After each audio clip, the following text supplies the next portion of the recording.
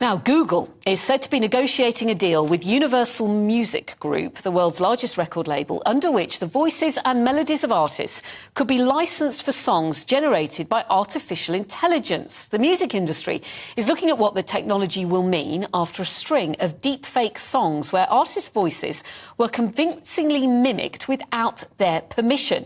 Here's one example.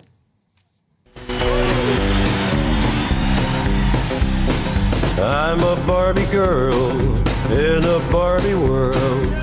Well, there's Johnny Cash's voice singing a song that I don't believe he ever actually sung. I'm a Barbie girl in a Barbie world. And artificial intelligence has been able to take the components of singers' voices and apply them to all sorts of other music scenarios. Let's get more on this now with music journalist James McMahon. And James, this is a very new phenomenon. Tech hasn't been able to do this for that long, and now it seems to be a real and present threat to the industry.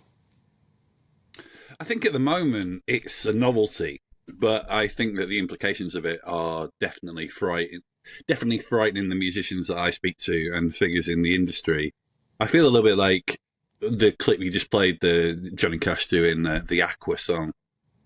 I think it's quite funny, and I think things like that have existed within popular music for a considerable amount of time. There was the mashup craze of the early noughties, and a lot of that was a lot of fun. I think that it's when it comes down to copyright and how to secure the living and the income of musicians where things get a bit more questionable. There are AI tools that exist now on the internet where any individual can just say a couple of sentences and then the machine can produce any sorts of words in the voice of the person who said those sentences. I suppose there are real big questions now in terms of who owns what. Do musicians own their own voices? Well, unfortunately, if they sign some of the deals that musicians sign at the start of their recording careers, they don't own their own voices, or that is the grey area that needs to be worked out. I think that it's interesting. I mean, I'll be dead honest with you. The idea of a artificial intelligence making the art that I consume isn't something I'm especially down for in any way whatsoever. But I think this is a shift in the industry that cannot be repelled. I think that behind the scenes, the industry has invested so much money in it. It's a little bit like what we're seeing with Hollywood. Like, the genie isn't going back in the bottle.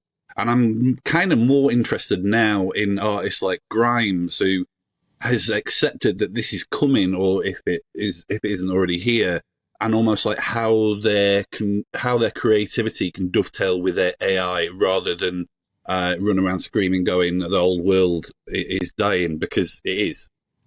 Is there not a risk, James, that it could actually very much dilute the industry? So when you want to find a song, say, by Ed Sheeran, with Ed Sheeran's voice, Ed Sheeran's creation, you're going to struggle to find it. Yeah, I mean, I'm a massive Nirvana fan. They were probably the band that got me into this whole thing in the first place. And I remember being a kid. I mean, Nirvana are a great band, but they're also quite an easy band to replicate. The song's very simple, and you need a throaty voice, and you're kind of halfway there.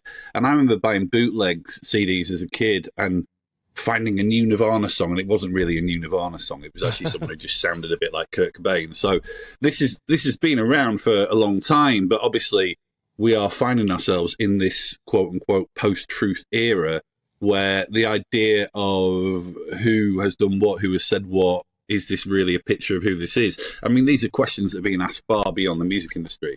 It's unprecedented times, as we say.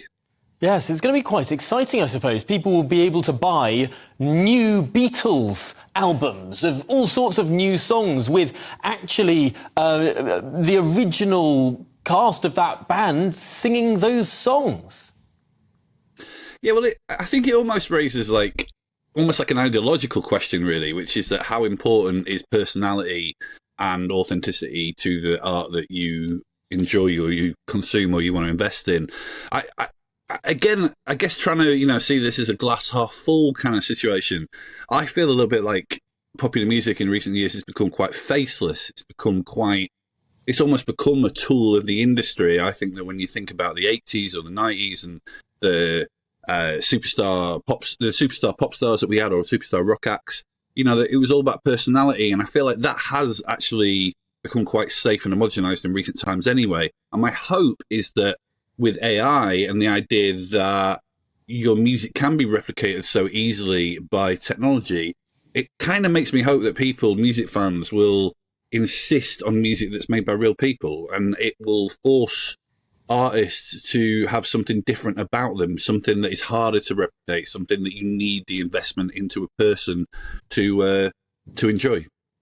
And I guess artists, music labels, they could make quite a lot of money out of all this. Well, I would probably argue the other way. Actually, I think that's probably where the back foot, the lawyers and I can't remember what you call them, but the people who look into plagiarism and who owns what and who has the rights to what. I think the reason why they're on the back foot is actually because they're thinking, this will probably affect our bottom line, in a considerable way. But listen, I'm a music journalist. I care about the music. So those kind of things, I just think you're going to have to work it out. You've made big coin for a long time now.